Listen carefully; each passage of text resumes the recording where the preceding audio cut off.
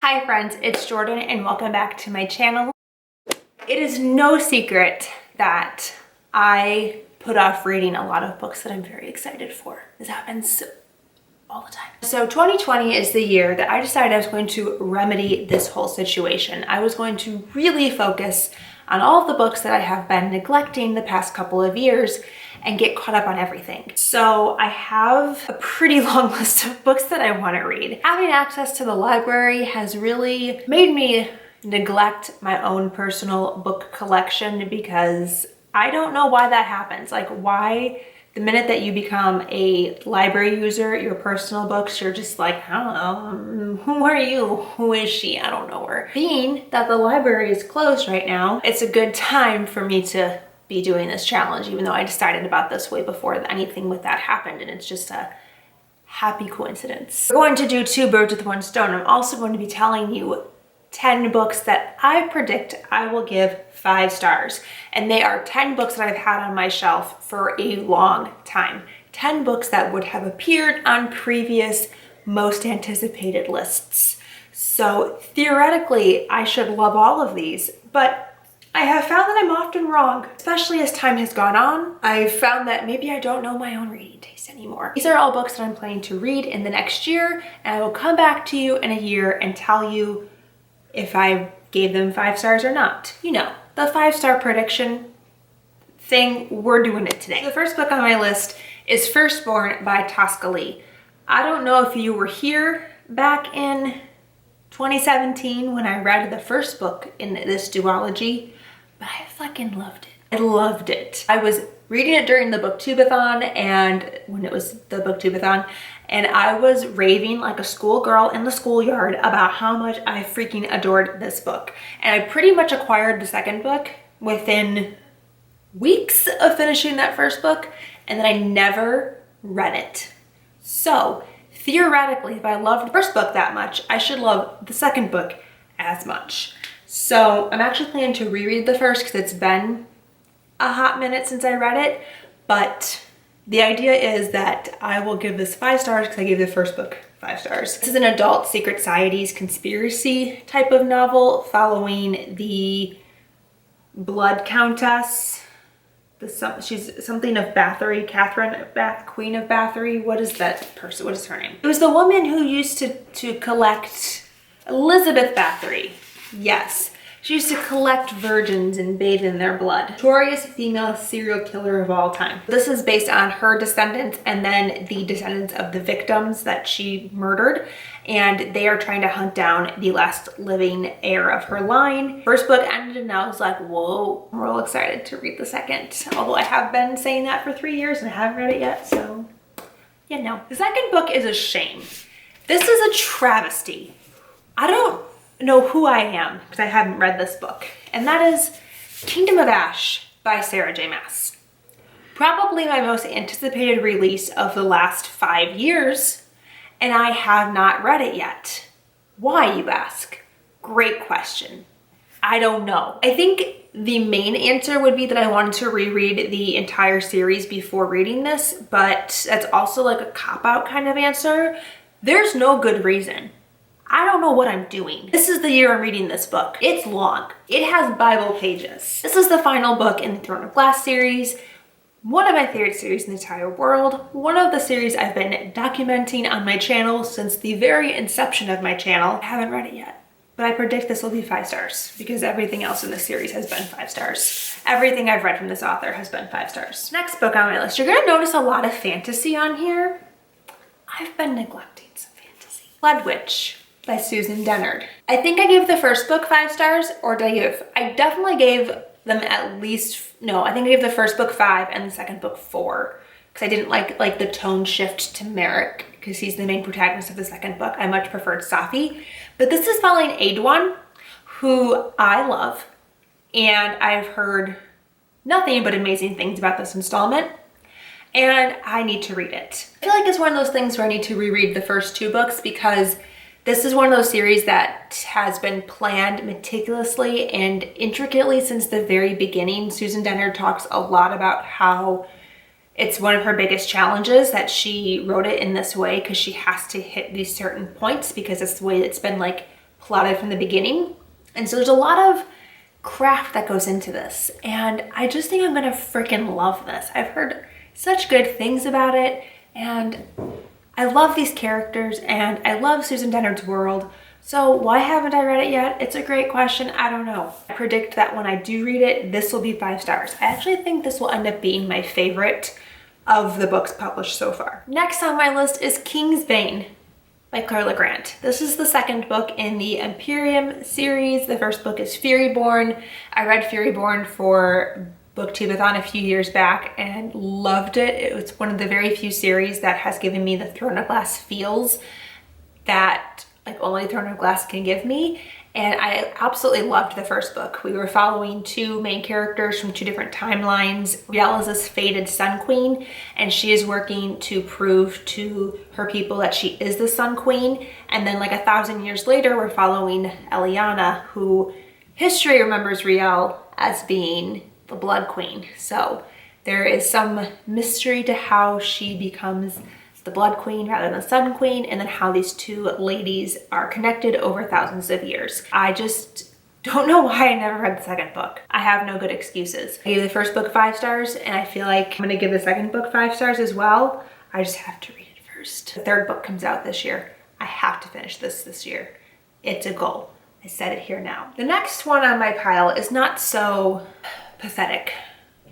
Shameful, because it just came out, and that is A Curse So Fierce and Broken by Bridget Kemmerer. I think this came out in January. I've had it since it came out in January, and it is now April. Okay, that's a little bad when I think of it like that. I should have maybe read this a little bit sooner. I loved the first book. I also held on to the first book for like 6 months before I read it, but I'm not gonna do that this time, I hope. The sequel to A Curse So Dark and Lonely, which is a Beauty and the Beast retelling that I loved, the urban fantasy retelling following a girl, Harper, who's from New York City, who one night on the street sees this man trying to abduct a very drunken woman, and she intervenes and then becomes abducted herself. But she finds out she's in another realm rather than just like in someone's basement.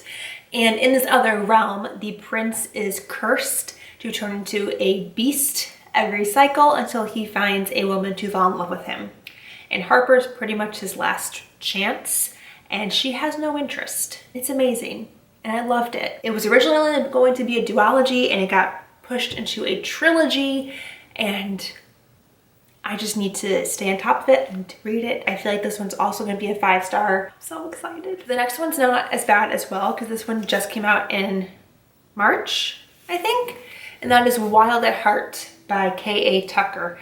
This is the sequel to The Simple Wild, which I read only like a month ago and is one of my favorite books of the year so far. The fact that this is a direct sequel to that one makes me nervous, because that means that my babies are gonna go through more turmoil and they're gonna be in pain again, and I just don't want that for them. They don't need that. First book follows a girl, Kala, who is living in Toronto. Her mom took her from Alaska when she was an infant, and she doesn't really have any kind of relationship with her father, but she gets the news that her father is terminally ill. So she decides to travel to Alaska to try to get to know him before he passes. And she is the definition of a fish out of water.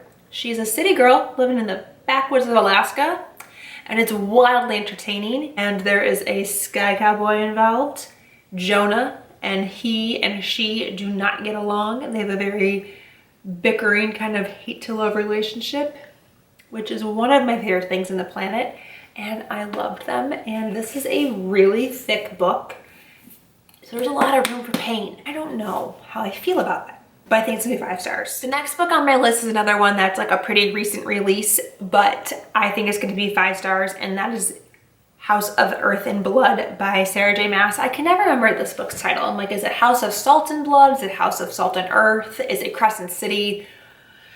I don't know. This is her new adult novel that I don't know what it's following. I think it's like a more modern setting. I know there's technology involved, but there's still fairies because of course it's Sarah J. Maas. And then there's a main character named Bryce, and she has a best friend. That's all I know. I purposely have not read too much into this book or its synopsis because I want to be surprised, and I want to just enjoy the whole experience of reading this book, because I think I'm just going to freaking adore it. I feel like I have to finish Kingdom of Ash first before I can reward myself with a new release from her. I feel like adult is where she's going to thrive. Like, she needs that age level up to really give us what we all want, you know. I think I'm gonna give this a 5 stars because I've given every book I've read from her 5 stars. The next one on my list is another newer release, but I think it's gonna be 5 stars, and that is King of Crows by Libba Bray. I had a brain fart. This is the final book in the Diviner series. I feel like this has been a long time coming. This series has been in the works for a long time, and I'm just ready for answers. There's so many things going on in this series. It's a 1920s occult novel following a bunch of characters at this point, like a dozen or so, and they're all from very different backgrounds. There's a very wide array of representation in these novels, and it's fantastic, and it's really well representative of that time in New York City, 1920s. And we're mainly, I'd say, like, centrally focused on Evie, who in the first book accidentally uses her power at a party and gets in a lot of trouble, and her parents send her to live with her uncle in New York City, and he runs this creepy crawly occult museum, and that teams her up with a bunch of other people who have mysterious powers, and they're trying to figure out where their powers came from and also solve some murders along the way, some crimes. The first book has a serial killer ghost vibe. The second book has dream demons. The third book is a spooky asylum. And then this is the finale, so it's everything you could imagine. I'm so excited. The third book wasn't my favorite. The first book is still my favorite, so I'm just hoping that this lives up to the first book, and I give it 5 stars. The other two I gave 4 stars, which is not bad. I want the feelings from the first book, which was just supreme level spook. The next book that I have on my list is a little controversial, but it is Nevernight by J. Kristoff. I feel like this book pops up on my newsfeed every so many months for some different controversial, what's the word I'm looking for? Starts with a P, I think. What's the word? Problematic content. That's where I was going with that. I also see so many good reviews for this. So it's like really controversial, really problematic, really bad, but it's also really good. And like, dude, I already gave J. Kristoff my money. Like, I've had this book for like 4 years. He's already got my dollars. So at this point, I do think I'm really going to enjoy this. I roomed with a woman who does a blog, We'll Read for Booze, last year at Book Net Fest, Sam, and she was reading the final book in the series when we were there, and she just talked about it all the time and said such wonderful things about it, high praise, and she has definitely reinvigorated my desire to read the series. And I've always thought about it whenever I see it on my shelf. I'm like, oh, Sam loved that. I really have to read that. I think based on what I've heard from other people, I'm also gonna love this, and I'm gonna give it a 5 out of 5 stars. That's my thought. And the final book on my list here is The Fifth Season by N.K. Jemisin. I feel like this book, like this video is titled my 5-star predictions, but realistically it's 10 fantasy books that I want to read. 9 fantasy books and 1 contemporary romance. Regardless, this is the last one on the list. I think I'm gonna give this 5 stars. I've literally heard not a single bad thing about this book. It's a apocalyptic book in the moment while the apocalypse is happening, and that's all I know about it. I know that like all my friends Sam and Kayla have loved this and have been trying to get me to read this for a long time because they think that I need to have better taste in fantasy, which I probably do. I don't read or reach for adult fantasy very often. I picked this up on their recommendation, so if they all love it so much, I'm hoping I'm gonna love it just as much. They say I will. I'm gonna trust their opinion. I think it's gonna be a 5 out of 5 star. I really hope I'm gonna love this. I hate when I stack them like that because then they're all upside down and I have to do much more work to get them right side up. Here is most of the 10 books that I predict I'm going to give 5 out of 5 stars in the next year. I will read these books, and then hopefully a year from now, I can come back and tell you what I actually thought about them. Hopefully I'm right and give them all 5 stars or at least a 4 star. I would be happy with 4 stars as well.